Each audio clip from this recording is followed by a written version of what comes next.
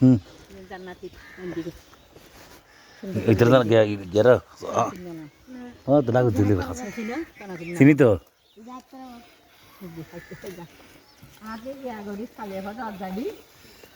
কিন্তু যাবি না হুম যারা টাকা দেয় ইতর থাকে দিন নগজ বালাকে যত্ন করিস তুই মানুষের ফর রাশন করিস নিজে যাবি কি খান না খার পাওয়া হাত দেয় না হাত দে না কাপাম পড়িব জমা ফর রাশা আজ সৈন্যজি ফর রাশা করিলা বাজারে ফর কত করিব